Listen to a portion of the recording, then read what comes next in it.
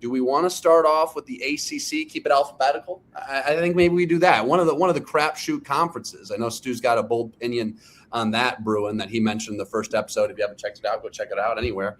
Spotify, YouTube. Appreciate everyone listening. But yeah, Stuart, I'm going to let you kick it off again. For anyone who didn't hear, would you like to share your ACC championship game and then the ACC champion? I would, yeah. No, I would love to. So this is probably my hottest take of the season, of the preseason so far. I wouldn't say that hot, but I feel like it's viewed as very hot, given that one of these ACC teams was in the national championship last season, and they had a pretty damn good offseason, that being Miami, as everyone knows. Dak has kind of put me on game. I wasn't too familiar with Darian Mensah. But Dak did point out to me that pretty great stats last season at Duke. Pretty big reason why they were as good as they were. And as we all know, Duke actually won the ACC last season. Wow. Yeah. So, I mean, Miami, obviously, I'm not going to argue anyone picking Miami, but this is the conference where I'm going with a little bit of a dark horse here. So I will just say I do have Miami in my championship game. And a big reason why I have them in my championship game, at least, is because they don't play this team that I'm picking during the regular season. So I feel like that kind of helps the chances of them matching up in the ACC championship, because this team actually kept Miami out of the ACC champ game last season, and that is the SMU Mustangs. Basically, I'm not going to lie. A big reason for this is just because I think it's really funny that Kevin Jennings has his own facility named after him, possibly a statue in the future.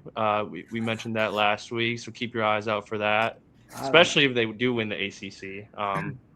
But yeah, the other reason too is that in NCAA 27, the Xbox video game, we put in a lot of hours on that here on this podcast. In our first dynasty, actually, Rhett Lashley and the SMU Mustangs won the national championship in the first year of the simulation in dynasty mode. So clearly NCAA thinks that SMU is going to be pretty good this season, this in turn caused me to take a long, hard look at their schedule. And look, we all know the SMU offense is insane. Dak, weren't you just telling me last night to name the top 7 teams in college football in terms of touchdowns, and SMU is one of those teams on that list for the past how many years was it? It was the last 5 years. I was going to bring that up. I was surprised to see him on there, but I think they were top 7 for touch, maybe even top 5. Yeah. Yeah, so electric offense. It's a very easy schedule. Look, we could sit here, we could rattle off all the teams. I'm not going to do that. I'll let you guys listening go take a look at their schedule for yourself. But yeah, I'm going SMU Miami in the championship game. I think it would be an awesome electric game, and I think Kevin Jennings and the SMU Mustangs have a legacy of a season, and they make the college football playoff and beat the Hurricanes in the ACC championship. I like it. I like it a lot. Dak, what's your ACC championship and champion?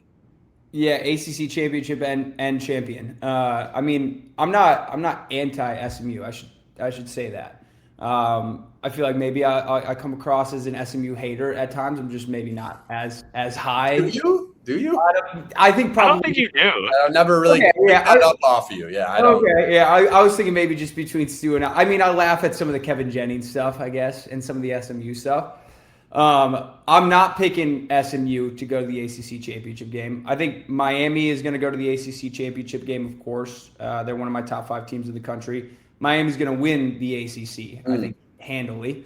But I think they're going to play Louisville, and I think Louisville is going to beat SMU early on in the season. That's going to be the reason that they go to the ACC championship.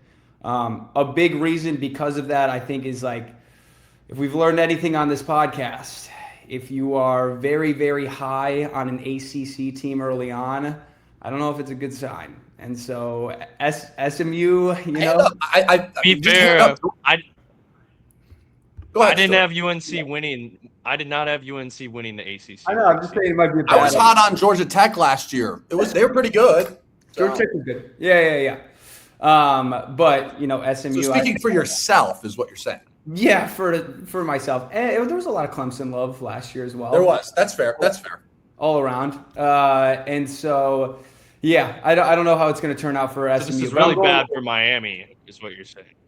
I actually don't. SMU, and we'll get to them later. SMU, I think, has a good chance to finish 4th in the conference because there's a sneaky 3rd over in Chapel Hill that might finish 3rd. Yes. Okay. All right. So you got Miami winning the ACC over Louisville. All right. I like it. Louisville, kind of one of those dark horse teams. I'm going to be kind of chalky here. I do like what SMU's doing. I'm going to say Miami finally gets it done and wins the ACC. Last year they weren't able to do it, obviously, yet made the playoff. Really bad ACC championship last year. They didn't even get the champion, like you said, Duke in it. I'm going to go with Miami winning it over SMU. Chalky, I know, not that sexy, so I'm taking to your guys' Stu, essentially your pick and just reversing it. I do like Louisville, Dak. I think they're a fun team. There's a few teams that, stay tuned, that actually make it from the ACC in my Kreitz Cash segments that are overs and unders. So I'll say that. But, yeah, just kind of chalk the teams that have the highest win totals. I do believe that there is another team. Maybe it's 8.5. I know it's 8.5 for SMU specifically. I think there's a lot of 7.5s is really what it is. Louisville being one of them. Surprisingly, North Carolina State, not to show my cards here, but look at their schedule, fellas. I mean, they don't play anybody in the ACC that's at the top. Watch out for them. Kind of a team nobody's talking about over there, the Wolf Pack. How good will Clemson be? I don't know, nor do I want to put my chips into them. But they're going to get you a couple wins. There's no doubt about it. And that's got James Franklin brought a lot of people over there to Virginia Tech. So you got to watch out. There's going to be a few really bad teams. 2 of them have Patriot ties. But I'll say that. And I like Cal, to be honest with you guys. I think Cal's could be a sneaky team. I like their quarterback and what they're doing out there in Berkeley. But yeah, good on ACC, fellas. No, yeah, I feel like the last 5 or 6 years, I feel like the ACC championship game has been fairly different, right? It's been a bit of a mixed bag. It would be funny to see Virginia Tech maybe make a little bit of a run. I don't know what their schedule looks like, but I feel like that would be – nobody would have expected – what was it last year, Virginia versus Duke? It was Virginia Duke, yeah. No, nobody would have guessed that. And so, yeah, I feel like it could sometimes be a wild card in the ACC champ. Yeah. I like the Cal Dark Horse is a good one. I know that they love the QB they got there. Can't say his name for the life of me. It's a crazy last name. No, it's an acronym, and it's escaping me as we speak. But he's got 3 names. I think Hawaiian kid.